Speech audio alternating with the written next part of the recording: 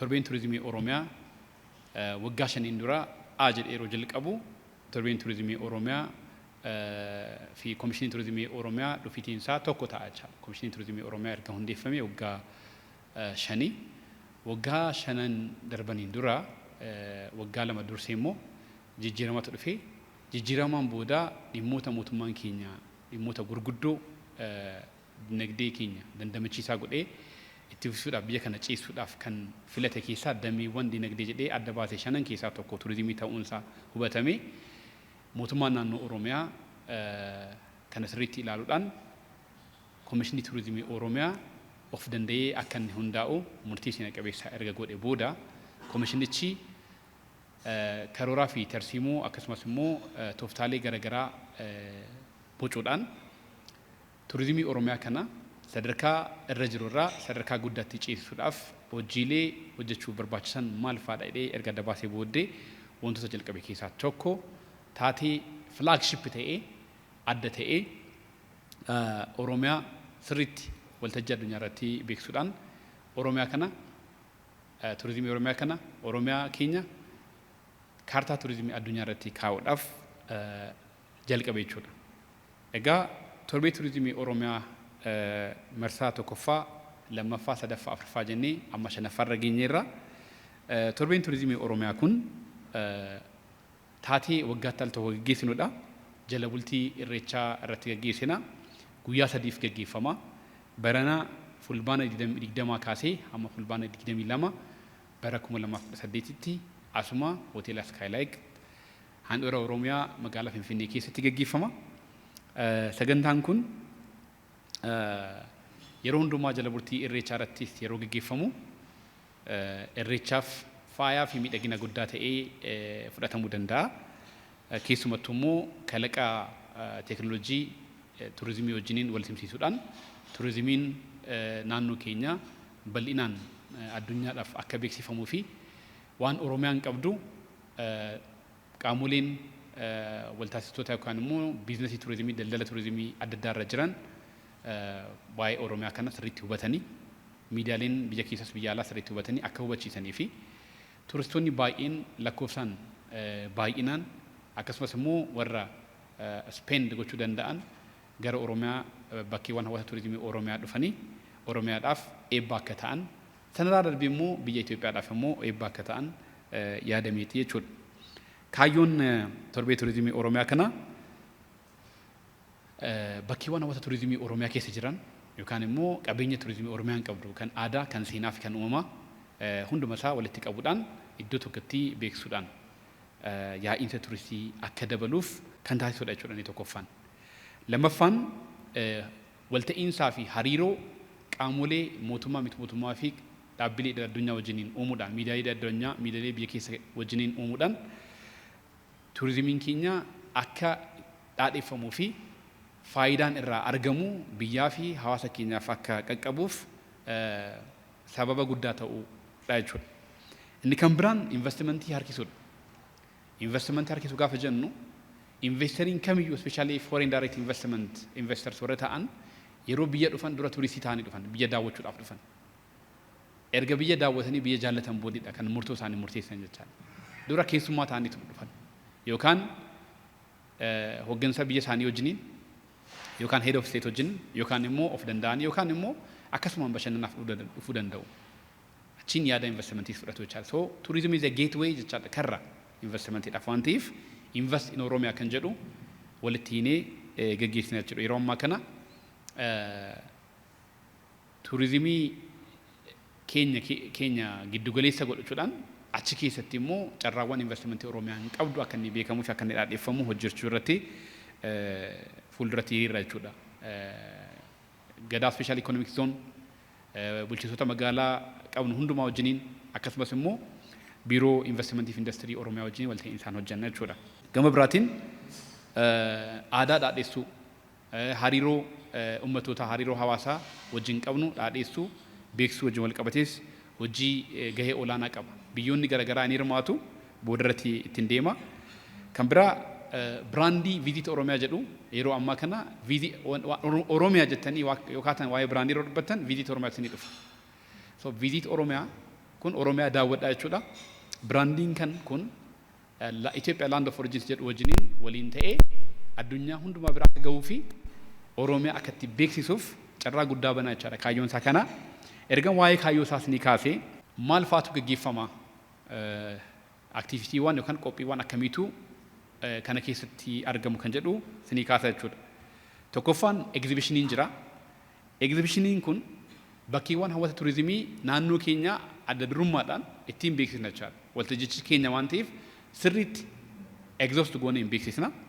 Inni qofa miti naannoleen ollaallee kanarratti affeeramanii jiru. Naannoleen ollaa kanarratti affeeraman naannolee ollaa hundumaa affeerreerra. Naannolee biyya keessa jiran hundumaa affeerreerra. Warra danda'anii asitti dhufuu danda'an hundi isaanii hin argamu jennee yaadna. Warri dhufan garuu naannoo isaanii iddoo kanatti dhufanii akka isaan beeksisan godha.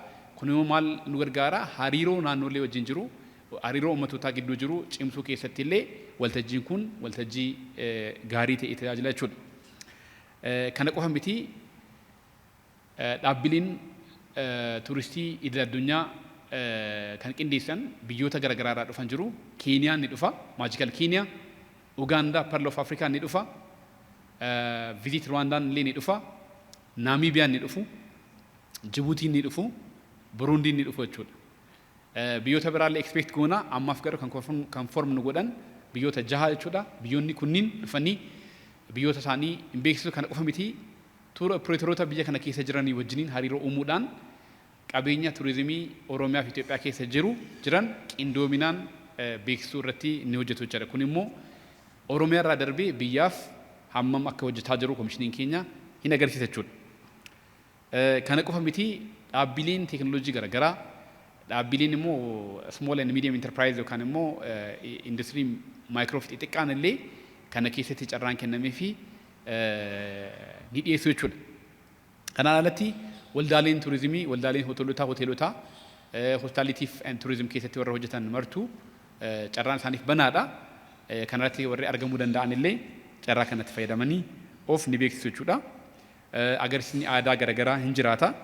Irreecha wookiin hin jiraata. Bara baraan kan geessinu irreecha wookiin osoo kooriidariin eegaleemiin dura jalqabee ture. Amma immoo gaafa kooriidariin kun akkasitti bareedee dhufu kana immoo caalmaatti magaalaa kana akka inni ho'isu ilaaltu jechuudha. Yeroo darbee Goobee fi Shinooyyeen akka magaalaa kana akkatti miidhagsee ilaaltaniitu amma immoo irreecha wookiidhaan irreechi qaqqabuusaa, irreechi gahuusaa, jala bultiisaa eegnee irreecha wookiis hin geggeessina jechuudha. Kunis qaama torbee turizimii Oromiyaa ta'a. Aadaa keenya ittiin beeksisna jechuudha. Kan biraatiin badhaasa turizimii bara baraan geggeeffamu Oromiyaa Turizim Awwaard kan jedhamu turizim excellensii yookaan immoo gumaacha damee turizimiitiif taasifame beekamtiin kan itti kennamu jechuudha. Itti fufaa marsaa 5ffaadhaaf kaataagorii garaagaraatiif hin kennama. Kaataagorii ammaaf hanga ammaa kan jiru kaataagorii 15. Kaataagoriin addaa immoo gara kaataagorii 6tti siqu jira. Walumaa galatti kaataagorii 20 oliif ni kennama jechuudha.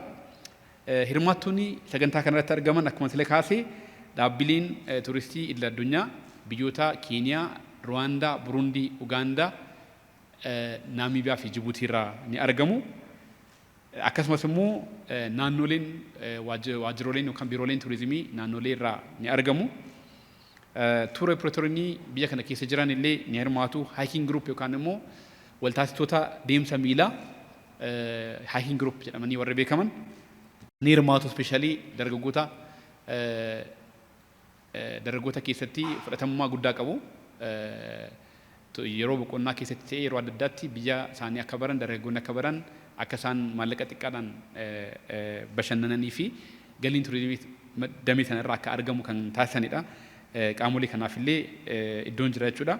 Miidiyaaleen biyya keessaa fi biyya alaa illee ni hirmaatu. Dhiibbaa uumtotaa miidiyaalee hawaasaa illee ni hirmaatu. Kana jechuudha. Kanaan alatti hooggantoonni naannoo fi federaalaa irraa dhufanis sagantaa kana irratti ni argamu jechuudha. Kana sagantaan kun haala ho'aatiin gaggeeffama. Torbeen turizimii Oromiyaa bareedduu turizimii Oromiyaatiin goolabama jechuudha. Dhumisaa isaan goolabama akkuma beektanu marsaa 5ffaadhaaf ta'a. Bareedduun Oromiyaa barana filatamtu akkuma kanaan dura aadaa, seenaa, bareedina Oromiyaan qabdu akkasumas immoo eenyummaa Oromoon qabu itti gaafatamummaa fudhattee ambaasaadara taatee waggaa tokko guutuu waahillan ishee lammaffaaf sadaffaa bahan wajjiniin taatee Oromiyaa keessatti naannoftee beeksisti. Isa qofa miti warri faayinaalist ta'anii keessa galan illee carraa kana fudhatanii ittiin Oromiyaa beeksifatu jechuudha. Kun immoo biraandii keenya guddisuu keessatti dagaagsuu keessatti hangam fayyadaa akka jiru kaasuu dandeenya jechuudha. Kanaan alatti bu'aa maalii fidaa kan jedhus kaasuun barbaachisaa sila waa'ee kaayyoo torbee turizimii Oromiyaa kanaas ni kaasee ture. Bu'aan inni fiduu danda'u turizimii dhaadheessuu keessatti Oromiyaa kaartaa addunyaa irratti keenye kana ittuu visible akka taate ittuu akka mul'atu gochuu keessatti gahee olaanaa qaba. Business to business relation uumuu kan immoo daldaltoonni yookaan dhaabbileen daldalaa biroo wajjiniin hariiroo akka uummatan waltajjii ta'ee tajaajiluudhaan hariiroo daldala addunyaa keessatti qabnullee qooda qabnullee akka nu cimsuufillee karra bana. Aadaa Oromoo immoo waltajjii addunyaa irratti akka beeksifamu taasifama. Maaliif namoonni idil addunyaa irraa iddoo kanatti dhufan kun waa'ee Oromoo waa'ee Itoophiyaa baratanii biyya isaanii dhaqanii immoo himu. By the way kan isin kaasuu barbaadu ayyaanota irreechaa lamaanuu paakeejii turizimii ta'anii gurguramuudhaaf baay'ee yaalaa turre waggootaan 5 darban keessatti. Bara kana garuu haala addaatiin wanni goonu tuur opereetoroonni biyyoota garaagaraa dhufan warra dhageettii gurguddaa qabanidha. Jarreen kun irreecha Finfinnees irreecha Bishooftuu irratti akka argaman goonee jirra jechaadha. Inni argamu asinis immoo waa'ee aadaa Oromoo guutummaa isaa sirriitti ilaalanii ija isaaniitti ilaalanii dhaqanii biyya isaaniitti akka isaan beeksisanii fi bara dhuftu daawwattoota hedduu akka isaan fidanii dhufan kaayyeeffanneeti kan isaanii waamne barana guutummaan guutuutti ni milkoofna jennee amanna jechaadha. Kanaan alatti paanel discussion ni jira. Activity kanaan duras ni kaasee keessatti paanel discussion ni jira. Paanel discussion kun dhimmoota tarsiimoo ta'an irratti qaamoleen dhimmi kun isaan ilaallatuu fi beekumsaaf dandeettii muuxannoo akkasumas immoo aangoo kallattii warra qabantu kanarratti taa'ee marii adda addaa gaggeessaa. Mariin kun immoo galtee imaammataa ta'ee tajaajila jechuudha.